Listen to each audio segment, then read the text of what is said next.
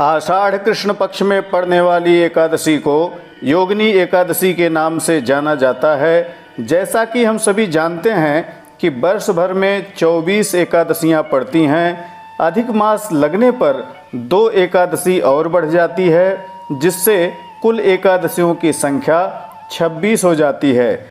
आषाढ़ महीने के कृष्ण पक्ष की योगिनी एकादशी का हमारे शास्त्रों में अत्यंत महत्व बतलाया गया है। आज की इस वीडियो में योगिनी एकादशी के संबंध में समस्त शास्त्रीय बातें आपको जानने को मिलेंगी। यदि आपने अभी तक चैनल सब्सक्राइब नहीं किया है या आप पहली बार इस चैनल पर आए हैं तो इसी तरह व्रत, पर्व, ज्योतिष, वास्तु, कुंडली आदि के संबंध में प्रामाणिक वीडियो देखने के लिए चैनल को अवश्य सब्सक्राइब कर लें तथा नोटिफिकेशन बेल को ऑन कर लें। आइए योगिनी एकादशी से संबंधित इस वीडियो का शुभारंभ करते हैं। आषाढ़ महीने के कृष्ण पक्ष की एकादशी को योगिनी एकादशी के नाम से जाना जाता है। आइए सबसे पहले एकादशी व्रत के नियम के बारे में जान लेते हैं। एकादशी व्रत के एक दिन पूर्व सात्विक भोजन करें। रात्र के भोजन में चावल का परित्याग करें।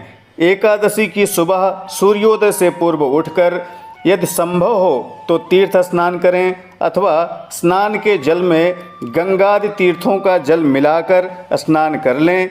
स्नान के पश्चात भगवान सूर्य नारायण को अर्घ्य अवश्य प्रदान करें। स्वच्छ वस्त्र धारण करके एकादशी व्रत का संकल्प धारण करना चाहिए।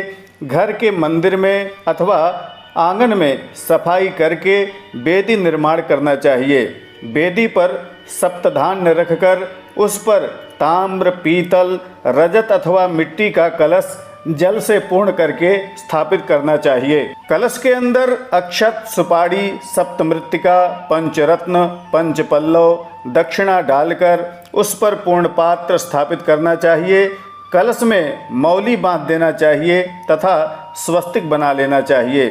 पूर्ण पात्र के ऊपर जलदार नारियल रखना चाहिए।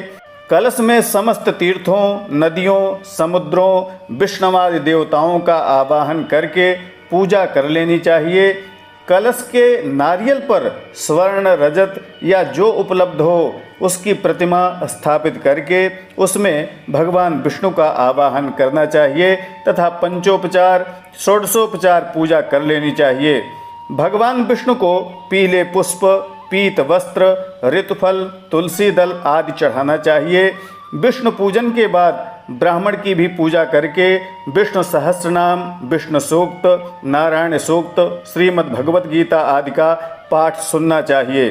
तुलसी दल, मेवा आदि से भगवान का सहस्रार्चन कराना चाहिए। ओम नमो भगवते वासुदेवाय इस महामंत्र का यथाशक्ति जप करना चाहिए।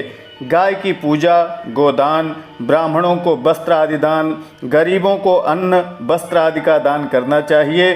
द्वादशाक्षर मंत्र से ही घी के द्वारा हवन करना चाहिए। सायंकाल पुनः भगवान की आरती करके रात्रि में भजन, कीर्तन, जागरण आदि करना चाहिए। काम, क्रोध, लोभ, ईर्ष्या, अहंकार, शयन आदि का त्याग करना चाहिए। अगली सुबह भगवान विष्णु की उत्तर पूजा करके ब्राह्मण को दक्षिणा देकर व्रत का पारण करना चाहिए।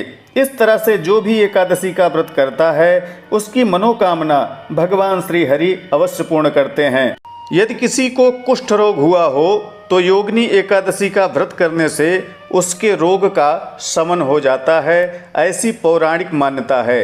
योगिनी एकादशी का व्रत आरोग्यता, ऐश्वर्य, धन, पुत्र, धर्म, अर्थ, काम तथा मोक्ष को देने वाली कही गई है। आइए योगिनी एकादशी की कथा का श्रवण करते हैं। ओम नमो भगवते वासुदेवाय।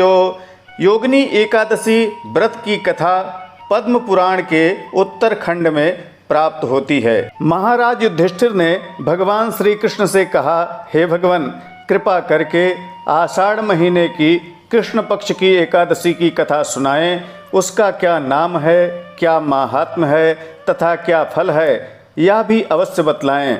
भगवान श्री कृष्ण बोले, हे राजन, आषाढ़ कृष्ण पक्ष एकादशी का नाम योगिनी है। इसके व्रत से समस्त पाप नष्ट हो जाते हैं तथा इस लोक में सुख भोग कर धर्म, अर्थ, काम तथा वैकुंठ लोक की प्राप्ति होती है। यह तीनों लोकों में प्रसिद्ध है। मैं तुमसे पुराणों में वर्णन की गई इस कथा को कहता हूँ, ध्यानपूर्वक इसे सुनो। स्वर्गधाम की अलकापुरी नामक नगरी में कुबेर नाम का एक राजा रहता था।